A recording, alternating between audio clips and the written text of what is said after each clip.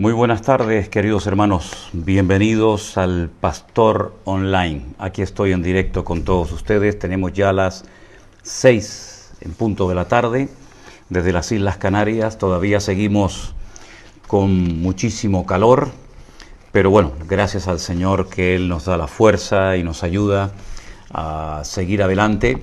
Y estamos muy contentos, muy agradecidos al Señor, porque vemos que cada día siguen llegando preguntas de gente muy interesada en servir al Señor, en conocer mejor a Dios, en hacer las cosas decentemente y con orden. Y sobre todo nos da muchísima alegría la gente nueva. Todas las personas que están conociendo al Señor a través de las redes sociales realmente es maravilloso.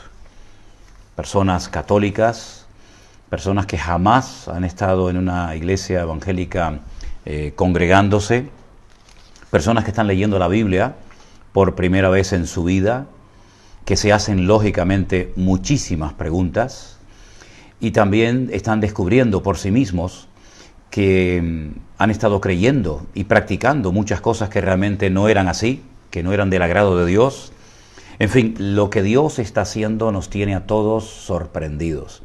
Y estamos muy contentos y muy agradecidos porque vemos que el Espíritu Santo está tocando miles de corazones en todas partes del mundo, y ese remanente que el Señor está levantando en estos últimos tiempos lo estamos conociendo, lo estamos viendo, y toda la gloria y toda la honra se la damos al Señor. Bendito sea Él.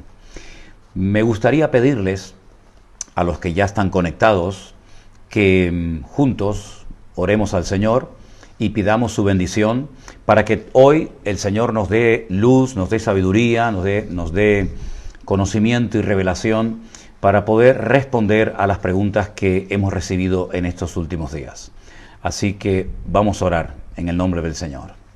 Padre Celestial, te doy muchísimas gracias en esta tarde por este privilegio maravilloso que nos das un día más de poder estar juntos a través de este medio para dar respuesta a muchas preguntas que hemos recibido por parte de personas que tienen un genuino interés por aprender más y más de ti, de tu palabra.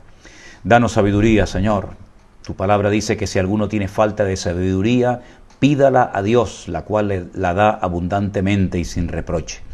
Por eso clamamos para que tú nos des sabiduría y nos muestres a la luz de tu palabra la respuesta correcta, la respuesta exacta a esa pregunta de esa persona que tanto le interesa conocer la verdad de Dios. Nos ponemos en tus manos y pedimos tu dirección en el nombre de tu amado Hijo Jesús. Amén y amén. Gloria al Señor. A todos los matrimonios, sean los dos convertidos o no. A lo mejor usted, hermana, ya aceptó al Señor hace tiempo, su marido todavía no, o viceversa.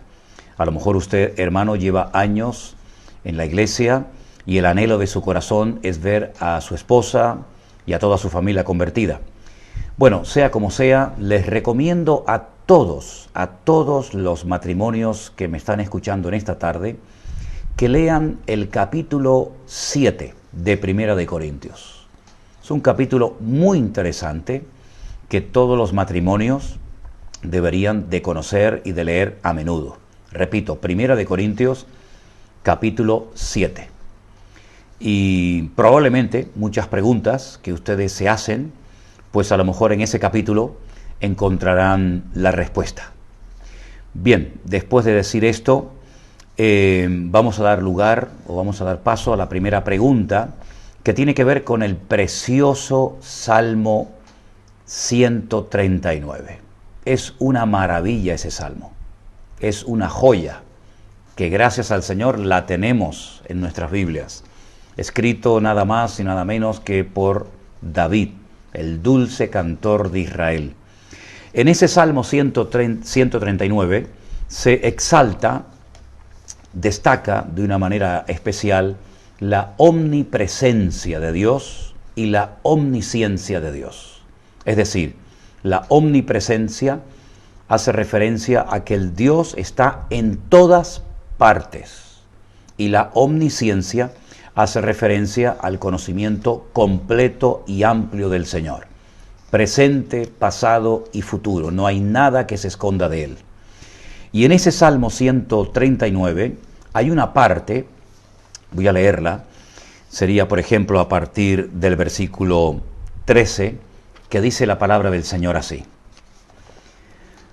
Tú formaste mis entrañas, tú me hiciste en el vientre de mi madre. Te alabaré porque formidables y maravillosas son tus obras. Estoy maravillado y mi alma lo sabe bien. No fue encubierto de ti mi cuerpo, bien que en lo oculto fui formado y entretejido en lo más profundo de la tierra. Mi embrión vieron tus ojos y en tu libro estaban escritas todas aquellas cosas que fueron luego formadas, sin faltar ninguna de ellas. Cuán preciosos me son, oh Dios, tus pensamientos, cuán grande es la suma de ellos. Si los enumero, se multiplican más que la arena. Despierto y aún estoy contigo. Lean el Salmo 139, ya digo, es una maravilla, es una preciosidad, una auténtica joya. Una persona pregunta, ¿qué significa eso de formado, entretejido, en el vientre de mi madre, en lo más profundo de la tierra? Bueno, son expresiones que utiliza David para hacer referencia a la obra creadora de Dios. Nosotros creemos en un Dios creador que no solamente hizo el cielo y la tierra, sino que formó, creó al hombre. No creemos en la evolución, creemos en la creación de nuestro Dios.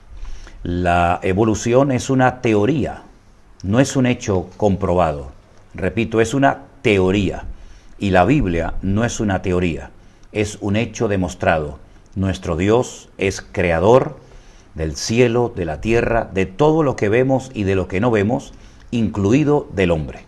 Dios nos formó, Dios nos dio forma y el cuerpo, el ser humano es una maravilla. Cuando estudian el cerebro, el corazón, los ojos, los pulmones, el hígado, el riñón, las funciones perfectas, matemáticamente perfectas que realizan, es realmente una joya. No hay ninguna máquina, no hay ningún vehículo, ningún avión, no hay nada que se pueda comparar a la maravilla que Dios ha hecho en el ser humano. Por lo tanto, estamos agradecidos al Señor por lo que hizo en nosotros. Le damos gracias al Señor y nos gozamos, como dice el Salmo 92, nosotros nos gozamos y nos deleitamos en las obras del Señor y nosotros somos producto de la mano de Dios, de la obra creadora de Dios. Evidentemente, hay gente que no cree en un Dios creador, ni siquiera creen en Dios. Bueno, con todos mis respetos, no saben lo que se pierden.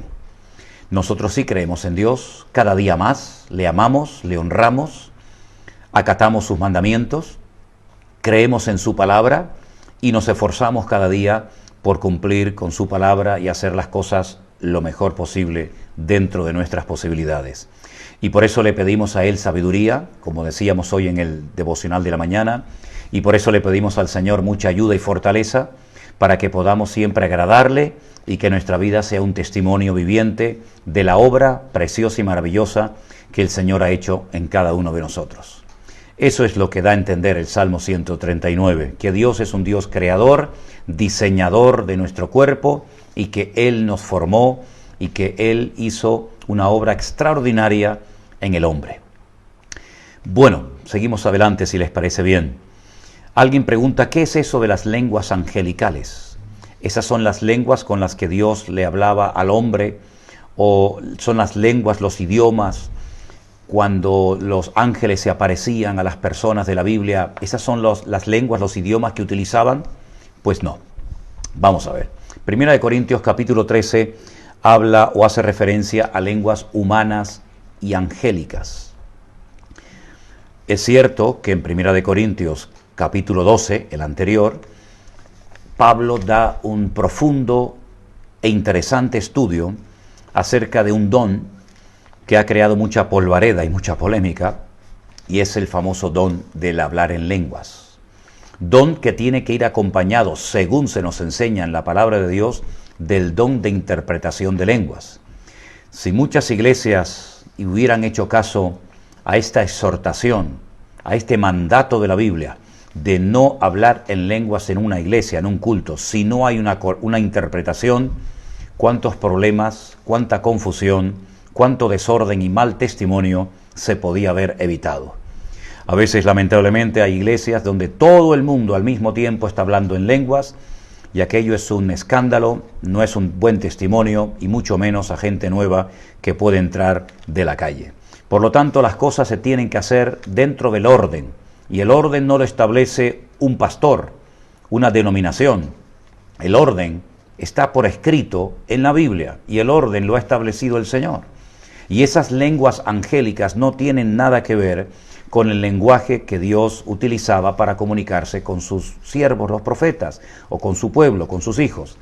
Yo estoy plenamente convencido de que el idioma que Dios hablaba con Adán y Eva, y el que se utilizó durante muchísimo tiempo, hasta que llegó la confusión de lenguas en la Torre de Babel, era el idioma que luego se utilizó para escribir su palabra, lo que llamamos la Tanaj, o el Antiguo Testamento. Si la palabra de Dios, lo que Dios hablaba, lo que Dios decía, lo que Dios ordenaba, se escribió en hebreo, yo pienso que el idioma con el que Dios se comunicaba con Adán, con Eva, con Caín, con Abel, etc., durante mucho tiempo, durante siglos, fue el idioma hebreo. Era la única lengua que existía en aquel tiempo, era el idioma de Dios, y el hombre hablaba ese idioma y se comunicaba con su creador en esa lengua. Después, cuando vino lo de la Torre de Babel, allí se produjo una confusión de lenguas tremenda, y ya, pues, en fin, todos conocemos la historia, cómo se fueron esparciendo los hombres, las naciones por todas partes del mundo, hasta el día de hoy. Pero esas lenguas angélicas no son las que Dios utilizaba para comunicarse con sus siervos. Dios utilizaba el lenguaje que sus siervos conocían perfectamente, y era el idioma, desde mi punto de vista, el hebreo, en el que se escribió por lo menos todo el Antiguo Testamento. Ya después el Nuevo Testamento sabéis que se escribió en otra lengua, en el griego. Aunque también hay que decir que hay algunas partes en arameo que se utilizaron para escribir parte del libro del profeta Daniel. Pero fundamentalmente las dos lenguas que utilizó el Señor para que se escribiera su palabra fue el hebreo para el Antiguo Testamento y el griego para el Nuevo Testamento. Gracias al Señor que podemos tener miles y miles de Biblias traducidas en muchísimos idiomas, para que de esa manera la gente que no habla ni hebreo ni griego puedan saber la voluntad de Dios y puedan conocer a Dios a través de su palabra, y puedan saber lo que Dios manda y lo que Dios exige de cada uno de nosotros. ¿De acuerdo? Por otra parte, hay una pregunta que también me la hace una persona que dice: ¿por qué Moisés huyó al desierto cuando mató a un egipcio? ¿No era al fin y al cabo el hijo de la princesa de Egipto? Bueno, fue un hijo adoptado, realmente no era el hijo legítimo de la princesa, la hija de Faraón. Y lo que está bien claro es que Dios utilizó las circunstancias porque Moisés tenía que ir al desierto. Fue en el desierto donde tuvo que estar 40 años, aprendiendo muchas cosas, siendo tratado por el Señor, hasta que finalmente es llamado de una forma maravillosa, y a través de aquella zarza que ardía pero que no se consumía, él recibe el llamado para volver a Egipto y sacar a su pueblo de la esclavitud. Tenía que ser así. Lógicamente, la circunstancia negativa de matar a un hombre, por muy hijo de la princesa de Egipto que fuera, fue la coyuntura que el Señor utilizó para que Moisés saliera huyendo. Ese temor era lógico que lo tuviera. Esto no le iba a hacer ninguna gracia a Faraón, que sabían que él era hebreo, que matara a un egipcio por defender a un esclavo hebreo. Y dentro de todas esas circunstancias, el Señor se mueve y las utiliza para que Moisés huya al desierto, donde, repito, se pegó 40 años de su vida, hasta que finalmente el Señor lo llama con 80 años, y es cuando realmente comienza su vida a servir al Señor, con 80 años. Y todavía le quedaban 40 años más, que fueron los mejores años de su vida. Los primeros 80 fueron de preparación, los últimos 40 fueron realmente años extraordinarios, donde él saca al pueblo de la esclavitud, lo lleva por el desierto, no lo logró introducir a la tierra prometida, pero recibió la Torá en el monte Sinaí, etcétera, etcétera. Seguimos dando respuesta a más preguntas. Ya esta pregunta que voy a leer ahora ya se ha respondido en otros programas. Otra persona dice, si Dios no es... dice, vamos a ver, aparentemente este hermano, él considera que hay como una contradicción. Yo le digo de antemano que en la Biblia no hay ni una sola contradicción. No hay contradicciones en la Biblia, no hay errores en la Biblia. La Biblia es perfecta. Cuando aparentemente parece que hay una contradicción, tiene una explicación y hay que buscarla. Pero de entrada le digo que no hay ninguna contradicción en la Biblia, porque la Biblia es la palabra de Dios y la palabra de Dios es perfecta. Pero él dice que hay un texto, efectivamente, en Números capítulo 23, donde dice que Dios no es hombre para que mienta, ni hijo de hombre para que se arrepienta, efectivamente. Pero por otra parte me cita Génesis capítulo 6, verso 6, donde dice que Dios se arrepintió de haber hecho al hombre y le dolió en su corazón. Vamos a ver. Yo lo dije en una ocasión y creo que quedó lo suficientemente claro, pero lo vuelvo a repetir, que la Biblia se escribió en un lenguaje humano para que el hombre entendiera, ¿sí? Y hay expresiones, hay metamorfismos, hay expresiones que para nosotros significan una cosa, pero que realmente no es que Dios se arrepintiera. Dios no tiene que arrepentirse de nada. Somos los seres humanos, los hombres, las mujeres que hemos pecado contra Dios, los que tenemos que arrepentirnos, pero Dios no tiene que arrepentirse de nada. Es simplemente una expresión que da a entender, por así decirlo, el dolor, no la sorpresa. A Dios no lo sorprende nada. Él sabía que el hombre iba a pecar, él sabía que el hombre le iba a desobedecer. Algunos dirán, bueno, ¿y por qué lo creó? Porque Dios es Dios soberano y Él sabe todas las cosas y todo tiene su tiempo y su lugar. Pero esa expresión de que Dios se arrepintió, no es que se arrepintió como se arrepiente el pecador cuando siente convicción de pecado y pide perdón. No, es simplemente una expresión que da a entender, digamos, un dolor que Dios, que tampoco es correcto, porque Dios tampoco se llevó un dolor, ni una sorpresa, ni una desilusión, sino simplemente es una expresión que da a entender, vamos a decirlo así, un dolor que Dios se lleva cuando el hombre peca, cuando el hombre desobedece, cuando el hombre se deteriora a consecuencia del pecado. El capítulo 6 de Génesis hace referencia al tiempo de Noé, cuando la raza humana estaba totalmente corrompida, cuando la raza humana estaba totalmente descontrolada, alejada de los caminos del Señor, y Dios decide destruirla. Es curioso que el Señor Jesucristo dice que los últimos tiempos, estos tiempos en los que ya estamos viviendo usted y yo, se van a parecer mucho a los tiempos, a la generación de los tiempos de Noé. Mire, me han preguntado varias veces acerca del proverbio 27:14, el que bendice a su amigo en alta voz, madrugando de mañana, por maldición se le contará. Yo le dije que no entiendo este proverbio. Yo no soy un erudito que todo lo que me preguntan lo sé, porque yo también tengo que estudiar y también hay cosas que no entiendo, y este es un proverbio que yo sinceramente no termino de entender. El que bendice a su amigo en alta voz, madrugando de mañana, por maldición se le contará. Bueno, no lo entiendo, pero no me preocupa, si no tengo ningún problema en decir, pues mire, no sé qué decirle, porque no sé qué quiso decir Salomón con este proverbio, pero vamos, tampoco se nos tiene que ir el sueño, ni tenemos que estar nerviosos porque hay un proverbio de la Biblia que no entendemos. Gracias a Dios hay más de lo que entendemos que de lo que no entendemos, gracias al Señor. Esto no es algo trascendental y fundamental para la salvación, no altera nuestra relación con el Señor, ni muchísimo menos. Yo no lo entiendo, como muchas otras cosas no entiendo, respondo a lo que creo que entiendo y conozco, y a lo que no, pues digo simplemente lo siento, hermano o hermana, no sé qué significa ese proverbio. ¿Ven? Vale, vamos a otra pregunta.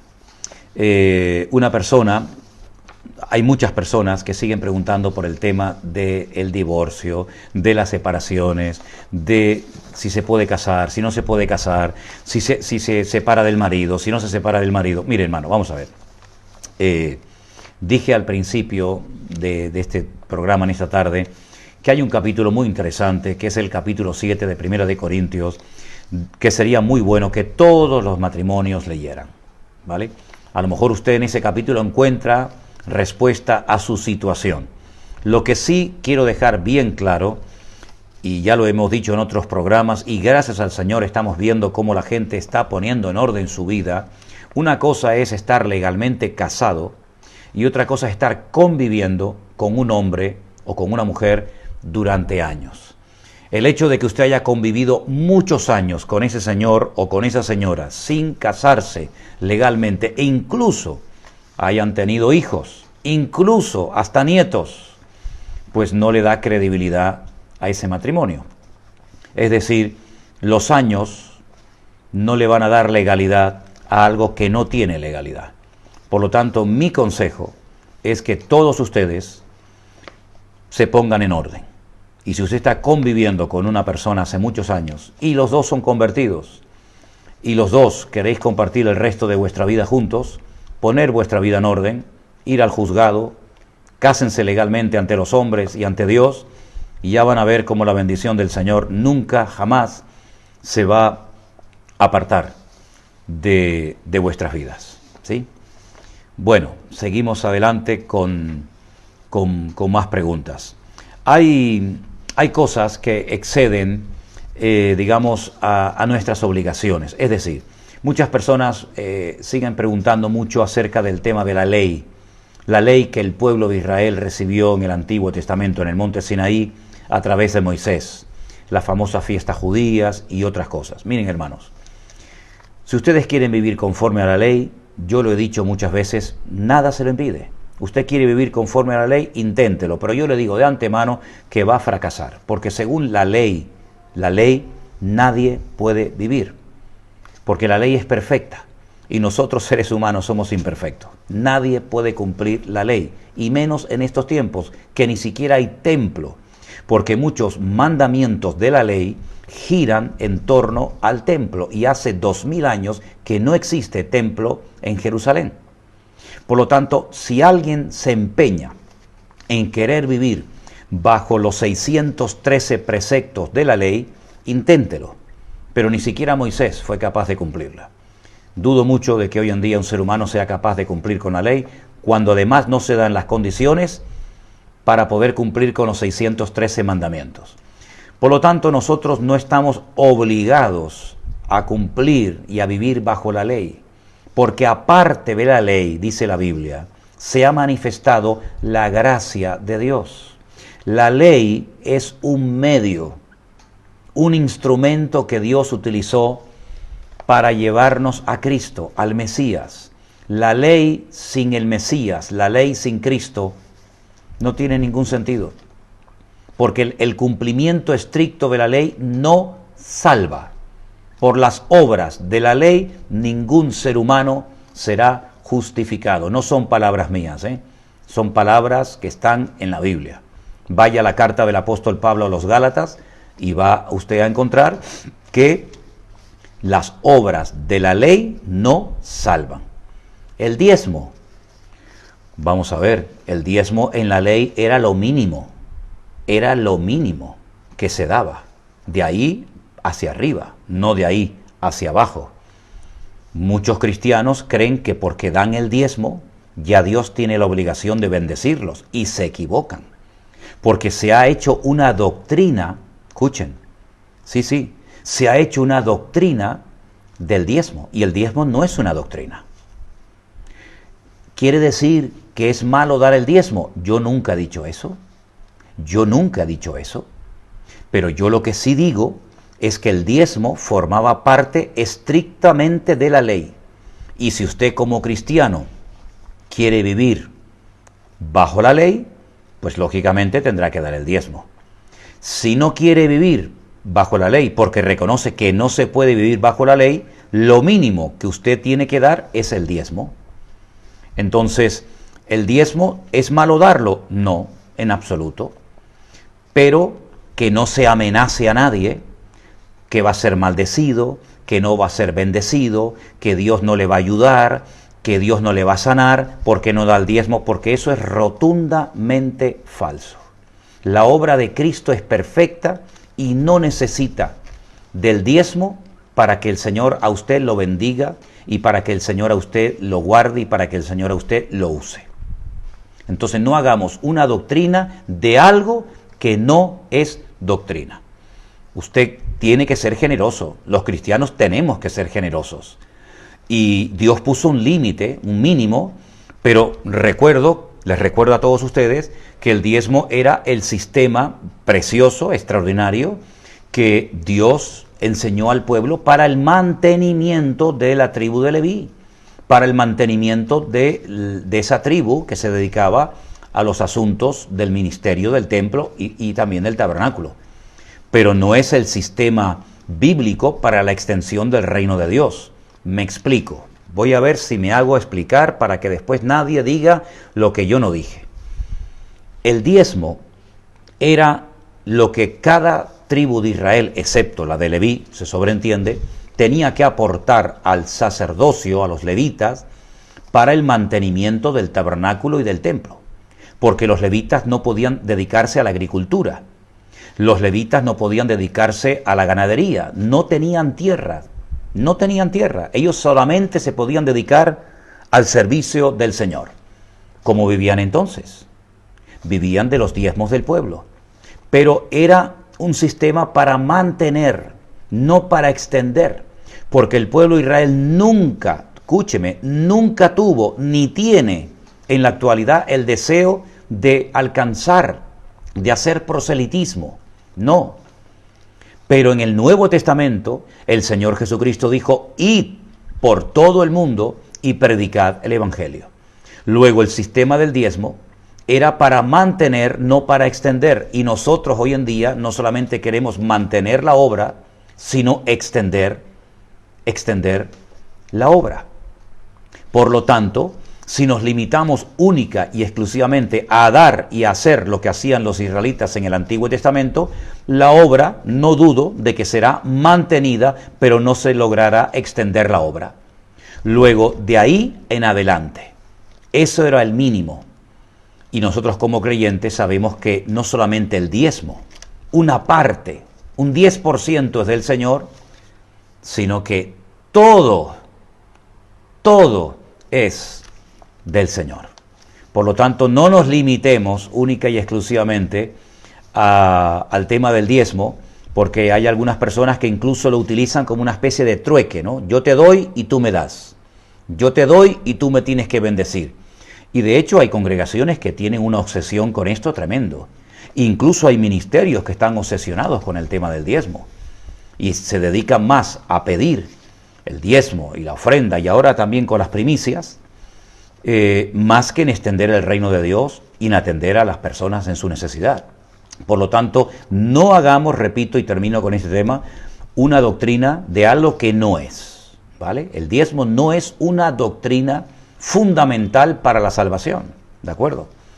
Está bien dar y hay que dar, gloria a Dios, por supuesto que sí, y yo siempre les digo a todos ustedes, no lo digo con toda la frecuencia que a lo mejor debería de hacerlo, ¿verdad?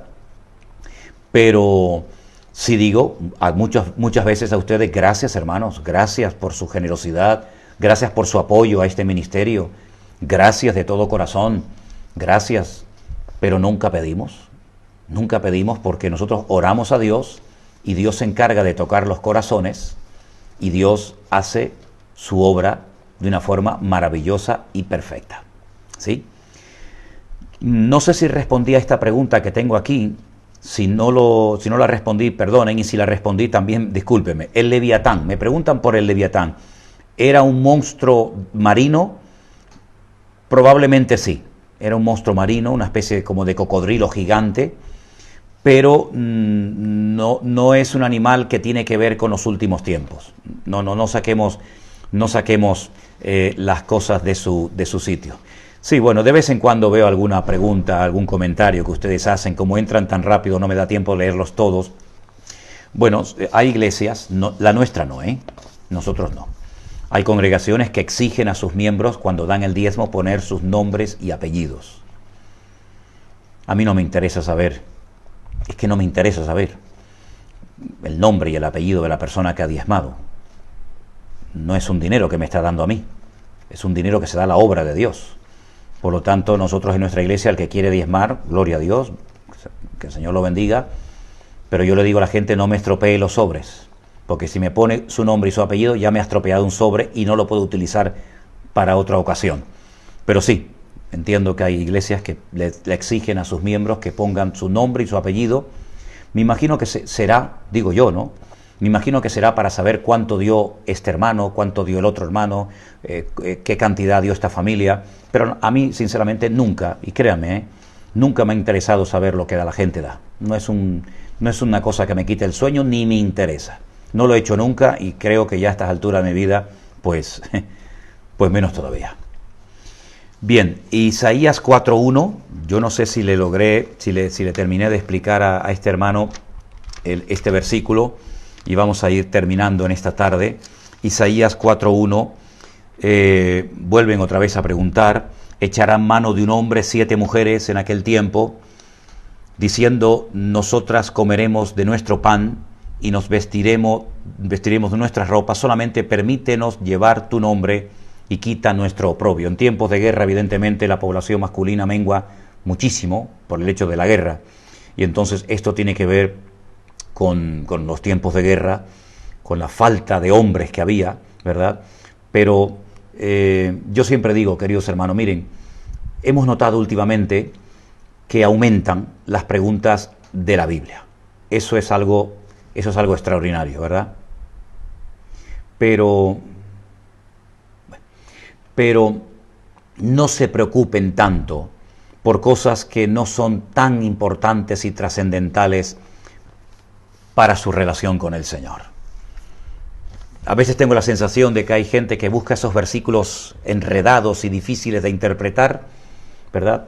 Miren, hermanos, aquí de lo que se trata fundamentalmente es de amar a Dios. Amarás al Señor tu Dios con todo tu corazón, con toda tu alma y con todas tus fuerzas. Eso forma parte de lo que se llama el Shema. El Shema, escucha Israel, el Señor nuestro Dios uno es, ¿verdad? Y cuando llega esa parte de amarás al Señor con todo tu corazón, con toda tu alma y con todas tus fuerzas, cuando llega la parte del corazón dice Ve'ahavta Adonai Eloheja, Bechol levaveja, ufhol meodeja, ufhol nafsheja. Menciona 2 veces corazón, corazón, como dando a entender de que todo tiene que ser puesto en las manos del Señor. Todos nuestros recursos, nuestro tiempo, nuestros dones, habilidades y talentos, todo tiene que estar puesto al servicio del Señor. Eso es lo principal.